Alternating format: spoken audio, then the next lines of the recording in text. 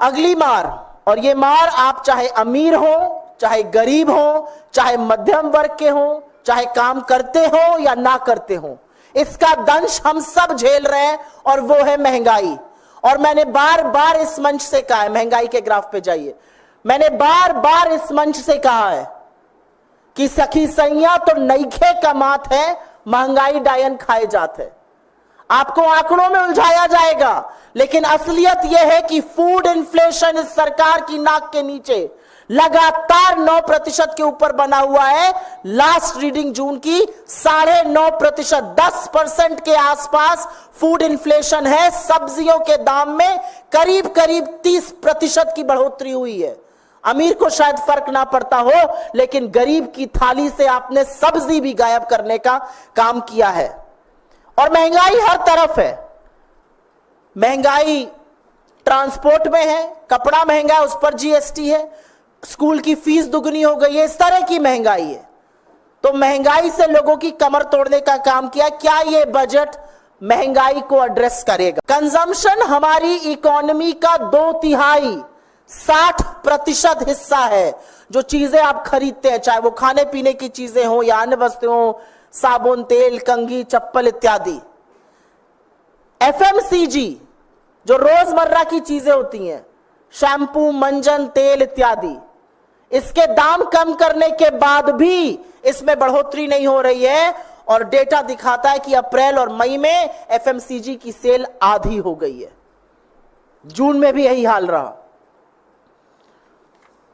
सरकार से बात करो तो सरकार के प्रवक्ता टीवी पर आकर कहते हैं कारें बिक रही हैं। 60,000 करोड़ की कार, मोबाइल, एसयूवी बिना बिके पड़ी हुई है। इतनी इन्वेंट्री है, 60,000 करोड़ की, अनप्रेसिडेंटेड। हमारी इकोनॉमिक हिस्ट्री में इतनी कभी नहीं थी। तो आपके कार खरीदने वाले भी कार नहीं खरीद पा रहे हैं। यह महंगाई का आलम है, और यह कंजम्पशन है, ये इस देश का कंजम्पशन है जो पूरी तरह डेंट हो चुका है। और ये डेटा मेरा अपना नहीं है, ये federation of automobile dealer association का डेटा है। 60,000 करोड़ रुपए का इन्वेंट्री बिना बिके पड़ी हुई है। ये है कि हिंदुस्तान में एक सेविंग का कल्चर है, बचपन से सिखाया जाता है 10 रुपए कमाओ तो दो। तो अब बात करते हैं जो गुलाबी अखबार आपसे बताते हैं इन्वेस्टमेंट की। Investment is an act of faith. आपसे कोई कहेगा मेरी कंपनी में पैसा लगा दीजिए, तो आप कंपनी के क्रेडेंशियल्स देखिएगा, कैसे लोग हैं, कैसा धंधा है, आगे चल के कैसे वो बढ़ सकता है, इत्यादि इत्यादि। बड़ी बड़ी बातें मोदी जी करते हैं, उनसे बड़ा ढोंग और उनसे बड़ा ढोल इंडस्ट्री वाले पीटते हैं। लेकिन असलियत यह है कि they are not willing to put money where their mouth is. Sluggish investment पूरी तरह से कुंद है, इन्वेस्टमेंट पूरी तरह से मंदा है, सुस्त है। और अगर ग्रॉस फिक्स्ड कैपिटल फॉर्मेशन जो एक मानक होता है इन्वेस्टमेंट का देखा जाए, तो यूपीए के टाइम पर यह जीडीपी का 30% होता था, आज 20 से 25% के बीच में अटका हुआ है। तो ये सब लोग जो मोदी जी की इतनी तारीफ करते हैं टीवी पर आकर, इंडियन इंडस्ट्री वाले, वाजी वाजी क्या बढ़िया कमाल कर दिया, इन्वेस्ट क्यों नहीं कर रहे हैं? क्योंकि उनको इस सरकार की नीतियों पर भरोसा नहीं है, क्योंकि वो ईडी, सीबीआई, इनकम टैक्स के रेड से तंग आ चुके हैं, क्योंकि वो ये जानते हैं कि सरकार निवेश बढ़ाने के लिए, उपभोग बढ़ाने के लिए, आय बढ़ाने के लिए कोई काम नहीं कर रही है। और कोई भी पूंजीपति इन्वेस्ट तब करता है जब उसका रिटर्न ऑन इन्वेस्टमेंट अच्छा होता है। अगर देश खरीद ही नहीं रहा है चीजें, तो लोग बनाएंगे क्यों? और जितनी चीजें कम बनेंगी, उतना इन्वेस्टमेंट कम होगा, उतनी नौकरियां कम बनेंगी। ये कुचक्र है, इसलिए इन्वेस्टमेंट नहीं हो रहा है। जब इन्वेस्टमेंट की बात करो तो बीजेपी वाले बड़ा सीना ठोक कर बोलते हैं रिकॉर्ड एफडीआई आ रहा है। उसकी भी असलियत देख लीजिए। ये जो रिकॉर्ड एफडीआई है, ये वित्तीय वर्ष 2021 में करीब करीब $60 बिलियन था। ये पिछले वर्ष 5 साल में घटकर $44 बिलियन रह गया है। तो ये भी फर्जीवाड़ा।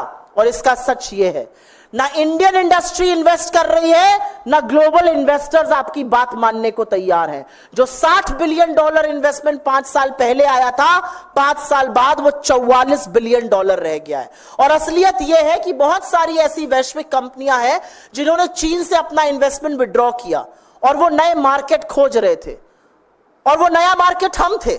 हमसे बेहतर कौन हो सकता था? हमारे पास डेमोग्राफिक डिविडेंड था, हमारे पास एक डेमोक्रेसी है, हमारे यहां कानून की एक व्यवस्था मानी जाती है, हमारे यहां जुडिशियल प्रोसेसेस है, लेकिन ऐसा होता दिख नहीं रहा है। क्योंकि चाइना से निकला इन्वेस्टमेंट वियतनाम गया, इंडोनेशिया गया, बांग्लादेश गया, वो हिंदुस्तान नहीं आया। हमारे यहां मैन्युफैक्चरिंग नहीं बढ़ी, हम एक्सपोर्ट हब नहीं बन पाए, क्योंकि सरकार की नी जर्क रिएक्शन से, इनके उन्माद फैलाने से, इनके वैमनस्य फैलाने से, इनके नफरत फैलाने से, इनकी निरंकुश शासन और पुलिस से इन्वेस्टर्स ने अपना मुंह मोड़ लिया है। 5 साल में $60 बिलियन की एफडीआई घटकर $44 बिलियन हो गई है, और जो एफडीआई चीन से आ सकती थी वो भी नहीं आ रही है। लेकिन असलियत तो अभी बाकी है, और असलियत आपको दिखेगी व्यापार के असंतुलित होने में। ट्रेड इंबैलेंस, इंडिया के जो टॉप 10 ट्रेडिंग पार्टनर्स हैं, हमारा देशों के साथ ट्रेड होता है, अमेरिका के साथ है, चीन